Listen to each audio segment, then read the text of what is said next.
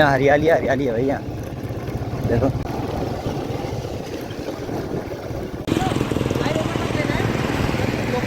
हमें फॉलो करते रहो, फॉलो मी। ये भैया, ये भैया, ये भैया, तो कहाँ जा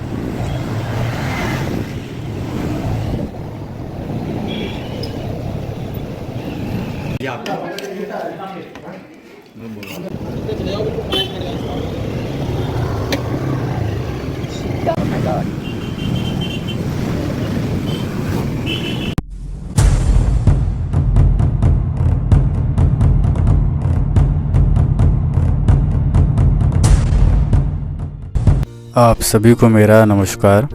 कैसे हैं आप सभी लोग? तो भैया जी, आशा करते हैं कि पिछला व्लॉग तो आप लोगों ने देखा ही होगा, और अगर नहीं भी देखा है तो फटाफट से जाकर देख लीजिए। तो भैया जी, हमारे साथ घटना कुछ इस प्रकार से घटी कि गए हम विंध्यवासिनी मंदिर थे, और वहाँ से दक्ष प्रजापति मंदिर के लिए हमने अपना मन और गाड़ी के पहियों को घुमा लिया।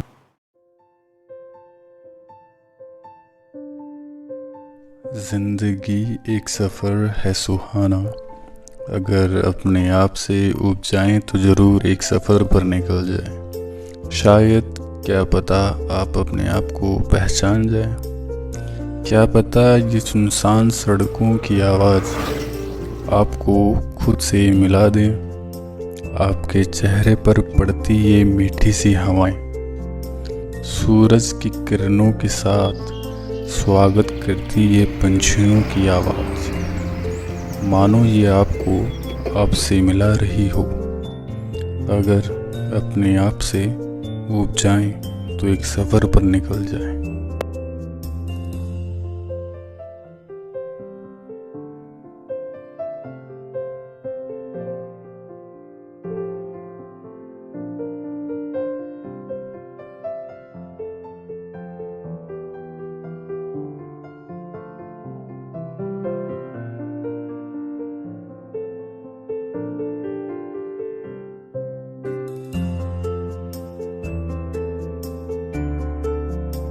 भैया जी, अगर आपको यह लाइन पसंद आई हो तो कमेंट करके ज़रूर बताइएगा, क्योंकि यह हमारे द्वारा लिखी गई हैं।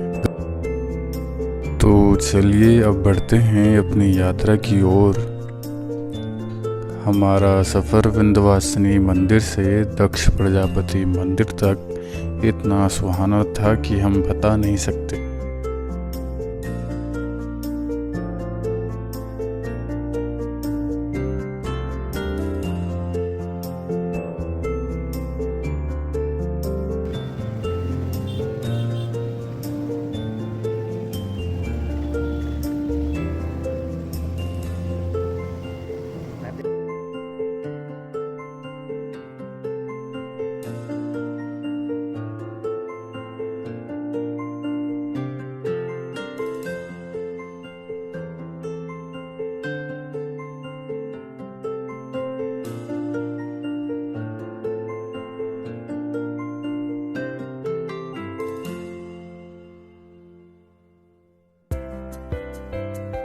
तो एक लंबा रास्ता तय करने के बाद हमने जब मंदिर में प्रवेश किया तो हमें शंकर महाराज के जो अलौकिक दर्शन प्राप्त हुए, उसे बयां करने के लिए मेरे पास शब्द नहीं हैं। यह मंदिर हरिद्वार में कनकल क्षेत्र में स्थित है।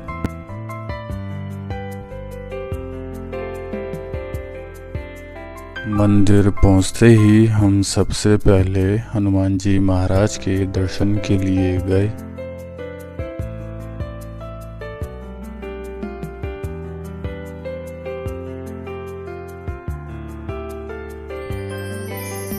और यहाँ पर विराजमान हैं शनि महाराज जी।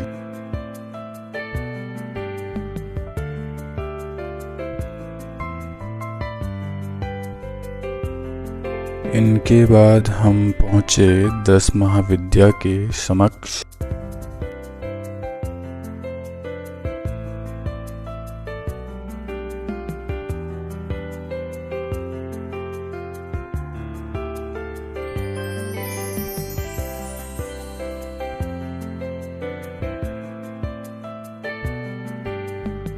यहाँ से दर्शन करने के बाद हम सीधा निकल पड़े शंकर महाराज की शरण में। तो भैया जी, यह कथा कुछ इस प्रकार से है कि भगवान शिव का यह मंदिर सती के पिता राजा दक्ष प्रजापति के नाम पर है। पौराणिक कथाओं के अनुसार राजा दक्ष प्रजापति भगवान ब्रह्मा जी के पुत्र थे और सती जी के पिता थे। सती जी भगवान शिव की प्रथम पत्नी थी। राजा दक्ष ने इस स्थान पर एक भव्य यज्ञ का आयोजन किया और जिसमें सभी देवी देवताओं, ऋषियों और संतों को आमंत्रित किया, लेकिन शिव जी को आमंत्रित नहीं किया और जिसके कारण माँ सती ने अपमानित महसूस किया और यज्ञ की अग्नि में कूदकर अपने प्राणों को त्याग दिया और इससे भगवान शिव क्रोधित हो गए और उन्होंने अर्ध देवता वीरभद्र, भद्रकाली और शिवगणों को कनखल युद्ध के लिए भेज दिया। वीरभद्र जी ने राजा दक्ष का सिर काट दिया और सभी देवताओं के आग्रह पर भगवान शिव ने राजा दक्ष को बकरे का सिर लगाकर जीवन दान दिया। राजा दक्ष को अपनी गलती का एहसास हुआ और उन्होंने क्षमा मांगी।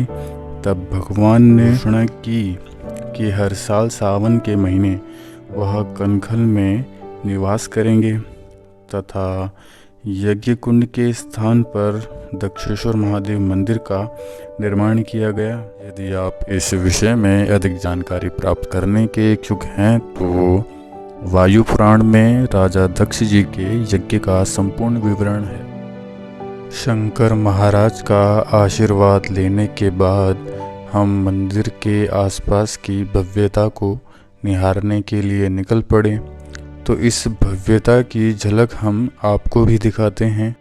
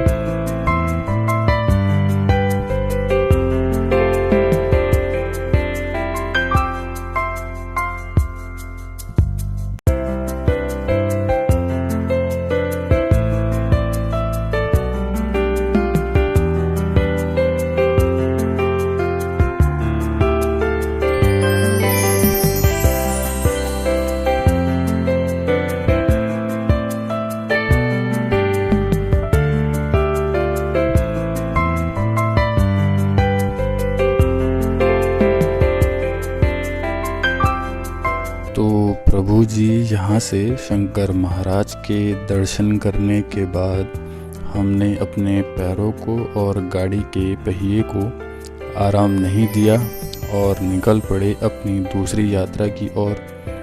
तो आइए मिलते हैं आगे आने वाले ब्लॉग में।